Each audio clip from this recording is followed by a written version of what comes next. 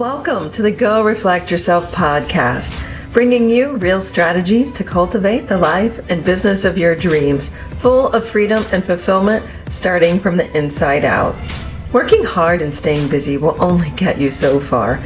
To truly become happy, content, and who you're meant to be, we have to move beyond physical capacities and begin to look from within. We have to change our thoughts and our mindset into our most powerful assets, transforming you to take inspired action so you can become a better version of yourself and to have the life of your dreams. You are stronger than you believe. You have greater powers than you know.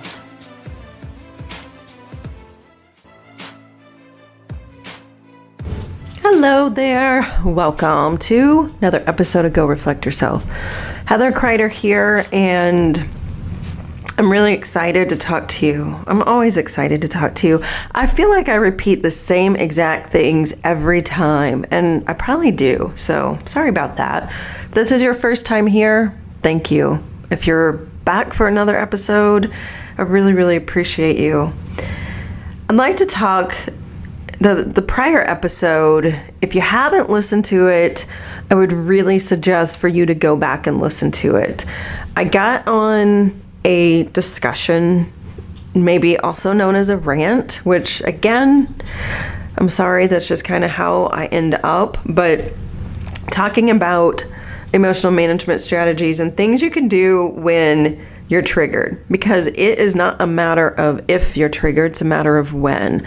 Life's gonna happen. Things are gonna happen. We constantly are in this human experience with other humans who we all are imperfect, and we're all just trying to do our best, and that's really the truth, despite what you might think about certain people.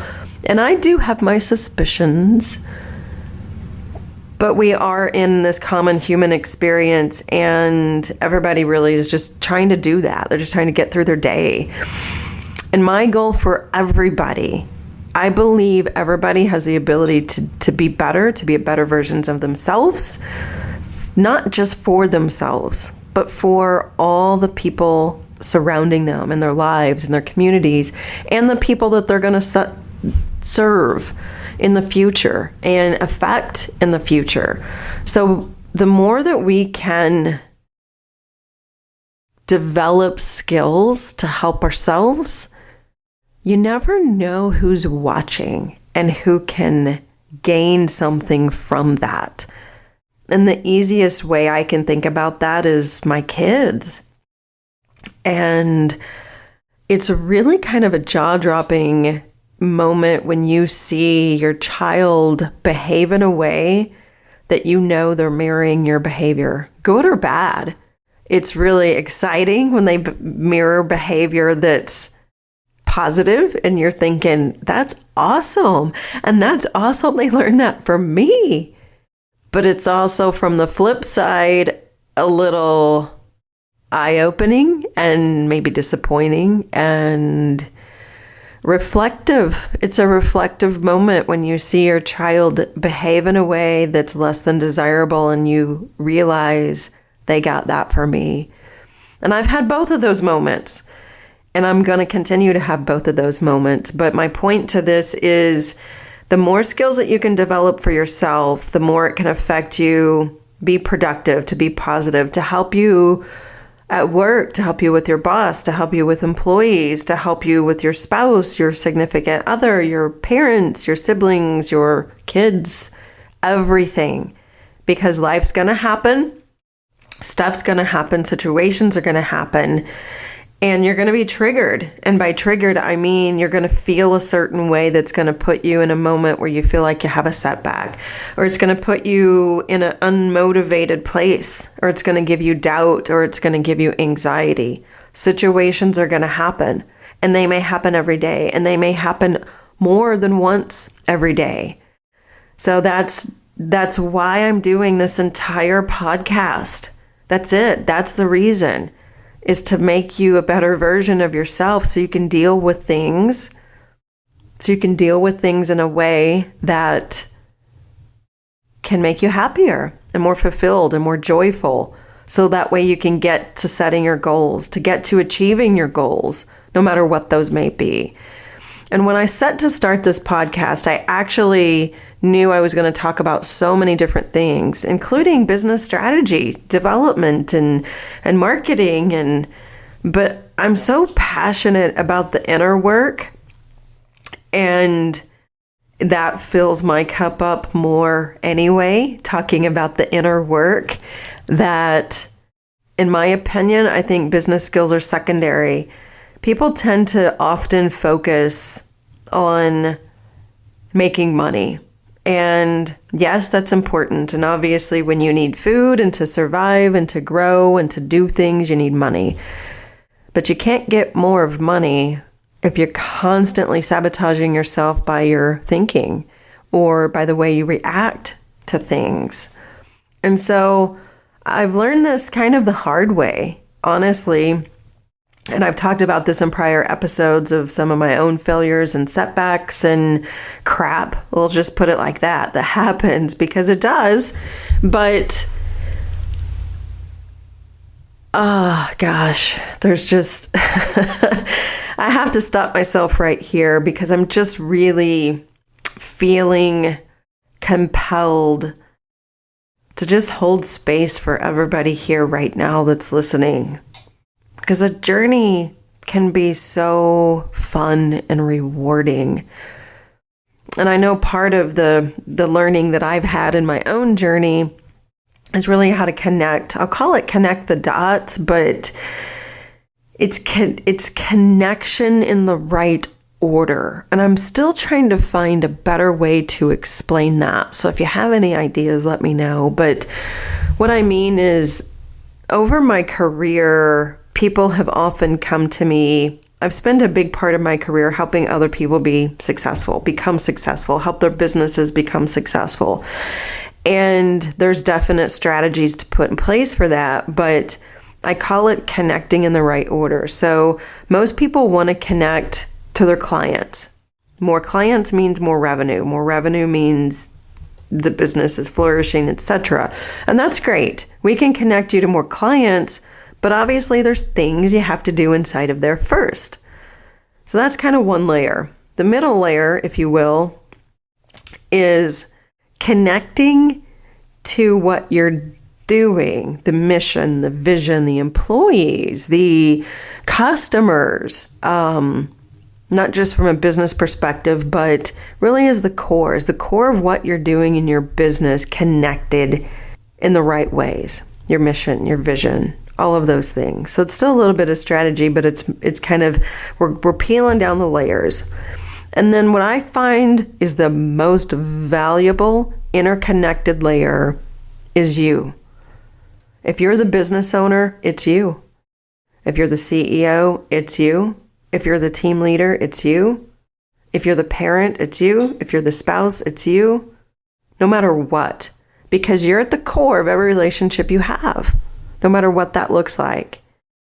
And so that's why I'm ridiculously passionate about the inner work, for us to understand and to be free from the constraints of this emotional baggage. I don't like that word. This emotional triggers, the emotional scenarios, the emotional weight and this weight that we so often carry with us, because that's what leads to stress. That's what leads to anxiety. That's what leads to poor health and production and the lack of production. And so it's this whole big giant ripple effect.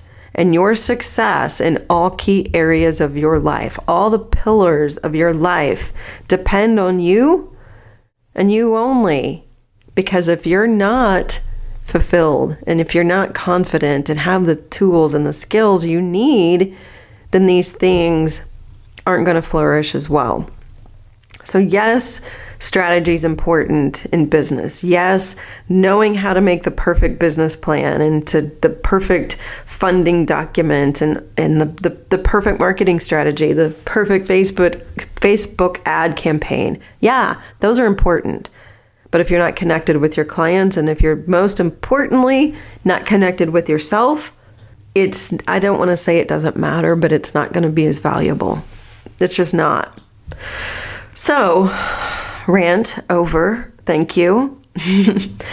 The last episode, I talked a lot about those self-management strategies, and that's why. And emotional management is going to be an everyday struggle, and it doesn't have to be hard. And I left that episode with a tiny little just mindfulness breathing practice that you can do anywhere, anytime. And so I'd like to continue the conversation on self-compassion. And what I was talking about, I started talking a little bit about self-compassion. And we often feel that meeting ourselves with criticism and this harsh inner voice and this doubtful voice, or even ignoring, often when we have scenarios or when we contribute to scenarios, we often just ignore it. And then we kind of sweep it under the rug. And then guess what happens? It creeps, the dust that you put under the rug creeps back out. And then it tends to bleed into other areas. And then maybe some frustration builds up, or it's never a good thing to sweep things under the rug. And sometimes maybe instead of sweeping something under the rug, maybe you blow up at somebody and then you feel bad about that. Or you let somebody blow up at you and you don't respond the way you do, then you feel bad about that. And instead of being mad at that person, now you're mad at yourself. See?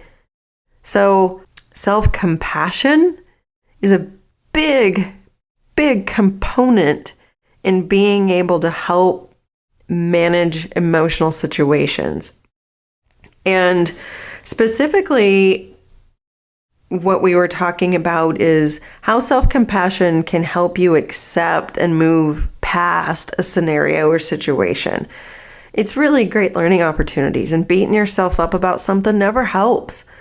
And we often feel that gives us motivation. If I just kick myself in the rear hard enough and I beat myself up and I say how stupid and dumb I was and how that was an awful situation, that I'm going to be more motivated in the future to change and be different.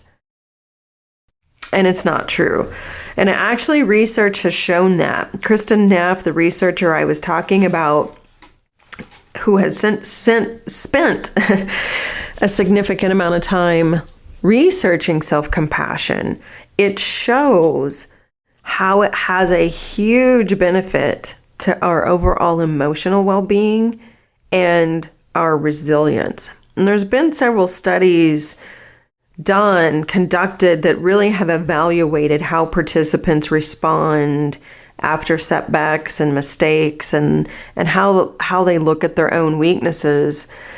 And just to kind of give you an example of what that looks like, this is a little bit of the research stuff, but this is important because I want to show you why you need to learn more self-compassion.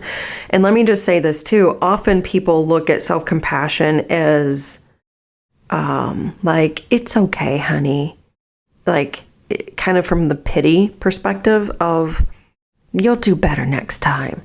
And that's not really valuable either. And I think that's why a lot of people don't really, and myself included, and I kind of still get in those modes. And I don't want to be pitied. I just want understanding and acceptance. Like, hey, you messed up. Hey, you messed up. I get it. And that probably didn't feel that good. When a scenario happens, if you can say it to yourself, like, wow, that was kind of a hard scenario. I did not react in my best way. Yeah, that was challenging. That didn't feel good. I don't like how I got triggered, or I don't like that this feeling is occurring for me. I'm feeling shame, and I'm feeling fear, and I'm feeling embarrassment. That doesn't feel that great. Just saying those things is part of that acceptance, and it's also part of the kindness to to be honest of what that feeling is. And again, maybe this is a bigger conversation on understanding the emotion, and that might be part of the bigger conversation. But anyway, let's go back. I was talking about research because I think it's really important to just talk about what the research has shown and why self-compassion is much more motivating than that harsh type of misconceived motivation. So there was a research study conducted where they had they divided people into 3 different groups. One, they had a control group that had no intervention whatsoever. They let them do basically react the way they would normally. Then they had a second group where it was called a self-esteem group. That group was asked to journal about positive characteristics about themselves. So it was very from a self-esteem perspective, and to look at those positive attributes and how they would characterize themselves. And then the third group was a group about self-compassion. And then in this group, they were asked to journal about themselves and their challenges from a perspective of understanding, acceptance, and self-compassion.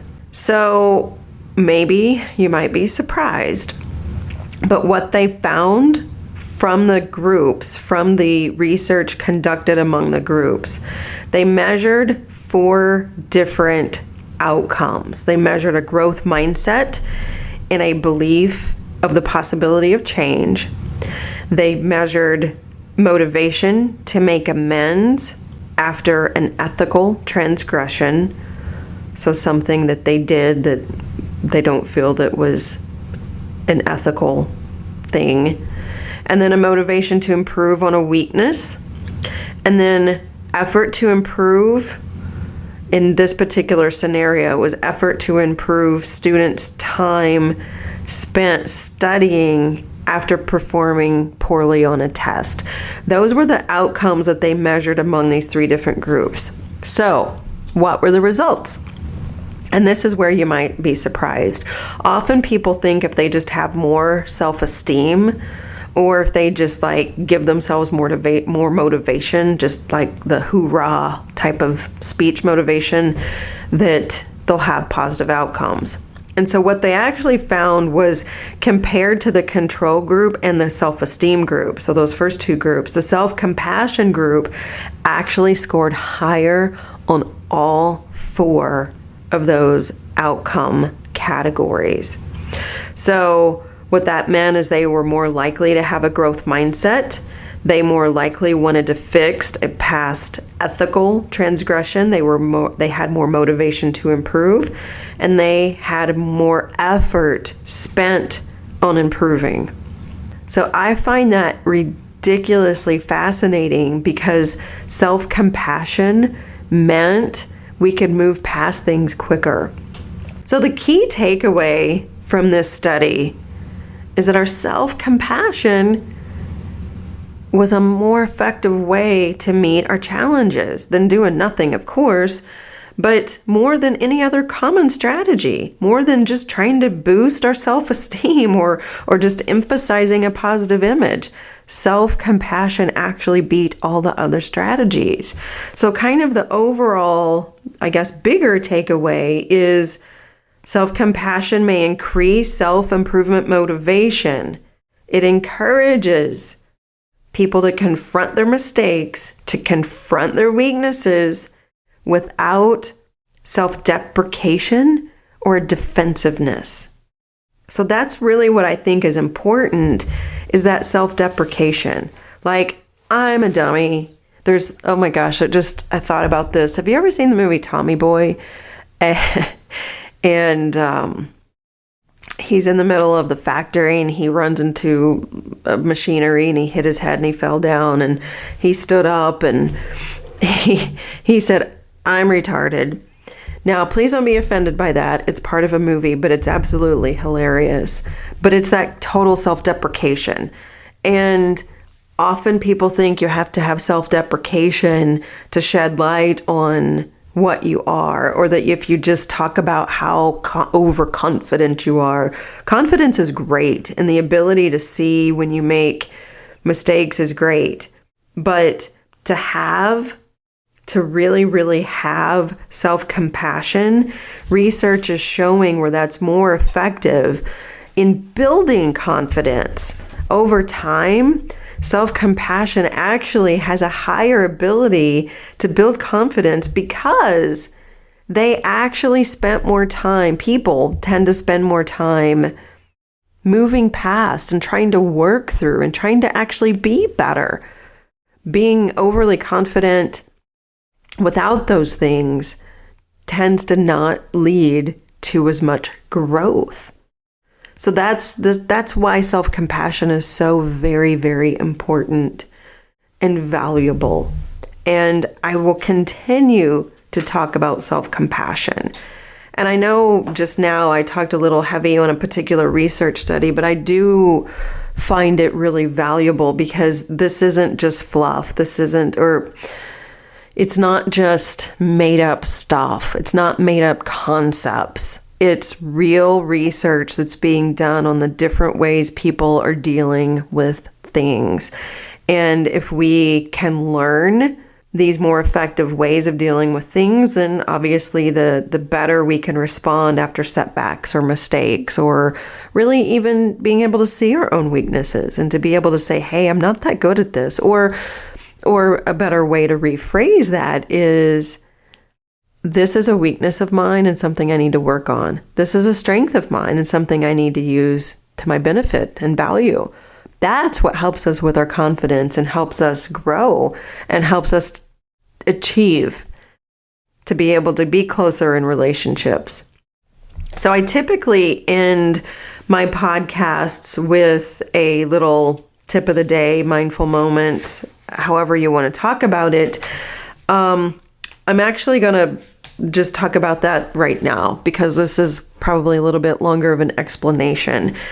But here's something you can do to help you put some perspective to acceptance within compassion and to kind of look at an open kindness, compassionate way to look at things. And what I mean is I would invite you to spend some time in a little journaling exercise. And it doesn't need to be long, maybe 5, 6, 7 minutes, something like that.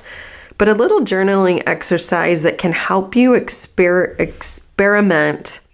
with what I just said, acceptance and self-compassion. And when you do, and you can do it right now if you'd like, get out a pen and paper, or whenever you do, just give yourself the opportunity to just free flow. When you actually do it, give yourself obviously an undisturbed 5 to 7 minutes, or 10 or 15, whatever you feel comfortable with, but no less than 5 minutes. And the journaling exercise really is an opportunity for you in a complete care and candor perspective to look at a situation and imagine that you are a person who knows you well. And maybe I mentioned earlier about the grandparent vibe or the grandparent love. Imagine yourself as if you're your grandparent who loves you, who cares about you deeply, who has nothing but your best interest in mind. It doesn't have to be a grandparent. It can be somebody else, but typically you kind of feel that love and energy and kindness from a grandparent.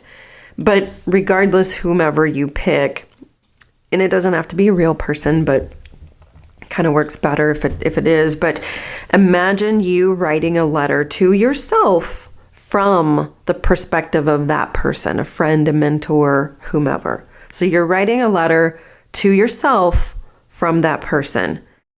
And again, they know you well. They understand you. They want what's best for you. But they also know your challenges. So what would they say? This is what you're going to write about. What would they say to you about the challenges and opportunities you're currently facing? So what would they say to you about your challenges and opportunities that you're currently facing? So what that means is from a loving and a kindness and an openness perspective, from a care and a candor perspective, what would they say? You don't have to list out the scenario in detail. It's not about the scenario. It's about what would they say to you about the challenges and opportunities that you're currently facing. Maybe identifying your weaknesses or looking at it from a perspective of maybe you're experiencing this because, or maybe this is happening because, or just what might they notice, or what kindness might they offer, or what compassion. And again, it's not about letting you off the hook. It's just about what honest conversation can take place, or maybe advice. So there's no right or wrong here, but the idea is, how would you talk to someone in a scenario from an open and a kindness perspective? How would you talk to somebody? And then clearly, as you go through that exercise, you want to be able to have the ability to talk to yourself in that same manner. So I'm going to wrap up now. That's a little bit more about self-compassion. I don't really invite any listeners to contact me. I really haven't done much in the form of hey, let's chat. But I will offer that right now. If you have an issue or a problem, or you want some neuro coaching through a mindset perspective, or you want to learn more about self-compassion, or if it's just to say, hey, or if you have an idea or something you want to learn more about, I'd love to hear from you. I would love to see where you're at and just to understand. And there's a lot of resources that I have. There's a few on my website. We're currently in the process of doing some reorganization internally for kind of the future goals that we have here, and I'm really excited to be able to bring those to you very soon. But there are some resources on my site, but I have a gazillion other resources off-site. So if you're in need of something or direction, I will offer a complimentary 30-minute strategy session, which basically a strategy session means is, what are your goals? What's keeping you there from achieving them? And what step-by-step guide do we need to put in place to have clarity around how to achieve those goals? Because that's really what it's about. It might be with a relationship. It might be with building your business. It might be just getting through something that's blocking you. There's a lot of different ways. And when we look at business strategy, it's a really big term, and it's confusing and it's overwhelming. But it's not just about business. It's about having a successful, happy, productive, and joyful life.